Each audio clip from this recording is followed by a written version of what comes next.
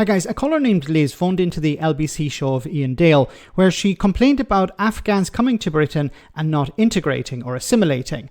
Now, the call got pretty heated and it resulted in Iain Dale calling her a dinosaur and hanging up on her. But is Liz too far gone, or is there something else Iain Dale could have done? Have a listen.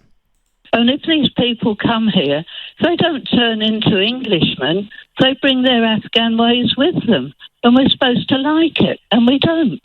And what did our politicians do about that? Nothing. Tell us to suck it up with what we've got. And when you say Afghans bring their ways with them and we don't want them, what do you mean by that? No, we don't. Pardon? What do you mean by that? What I mean is that we don't want to live like they do. Well, Why should we? How do you think they live? How do you know how they live? Well, I've seen enough, haven't I? It's all on the television. Women subjected to imprisonment virtually, girls... That's why they're coming here, to get away from that. Well, why don't they sort their own country out? Why do they want the us Taliban to help are in them charge. and then turn on us? Because the Taliban are in charge, that's why. Because the Taliban are in charge.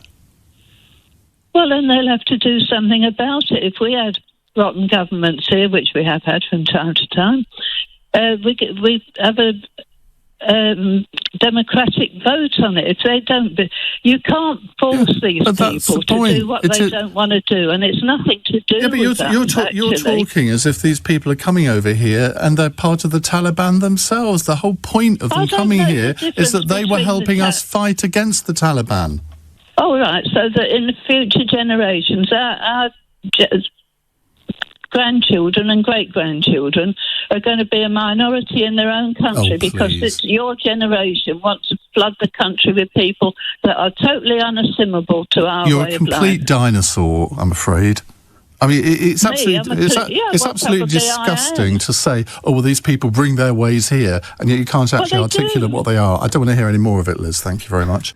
Okay, and he hung up on Liz. Now, is Liz too far gone? Perhaps towards the end of the call, we could say yes, she is. But I think there's some things that Iain Dale could have done to make the call go a little bit better. Now, I'm not a journalist. I'm not sitting there in the hot seat trying to deal with these people. But I think he should have asked her a few questions that would have got to maybe the core problem here. I would have asked her, why do you think these people are leaving Afghanistan in the first place? So if she doesn't understand, then obviously you explain to her, well, because the previous administration that was backed by Western forces collapsed and the Taliban took over. Now, why did it collapse? Well, in part because Donald Trump signed a deal with the Taliban and pulled American troops out. So whatever remaining troops were left couldn't uphold the government, couldn't keep it afloat, so it collapsed. Now, whose responsibility is that? And whose responsibility is it for the Afghans who worked with those Western forces when the Americans, British and other forces were there? So these people have been abandoned.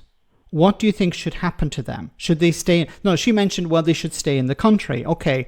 And then she mentioned how Britain has had some rotten governments, but you could vote them out. But do you understand that when the Taliban are in charge, there are no elections, or there are no reasonable elections?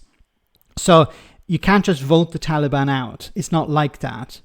When the Western-backed administration was in place, women could go to school.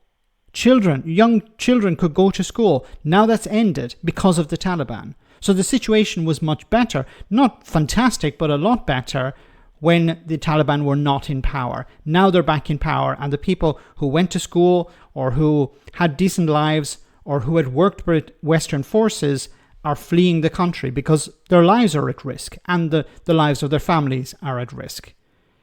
Now, she said also that, well, they need, why should we take, there's this risk that they will bring their culture with them. But we're talking about people who are fleeing the Taliban. Why would you think people who agree with the Taliban would leave the country? Once again, ask these questions. Why would people who share the beliefs of this extremist religious organization, the Taliban, why would they leave the country, in your opinion, if they agree with the Taliban? So why would they bring perhaps more Western beliefs why would they bring them with them if they don't hold them? So none of this makes a lot of sense. And I think with people like Liz, maybe she's too far gone. Maybe it's possible to ask a few questions to get to the root of the problem. But unfortunately, the media and the likes of politicians like Nigel Farage and others have embedded in her mind this idea that these people are all terrible. All of these people coming over are bringing extreme views with them, when that isn't the case. Obviously, if they agreed with the Taliban, they would stay there. They wouldn't come to Britain. Let me know in the comment section, guys, what you think, and I'll see you in the next video.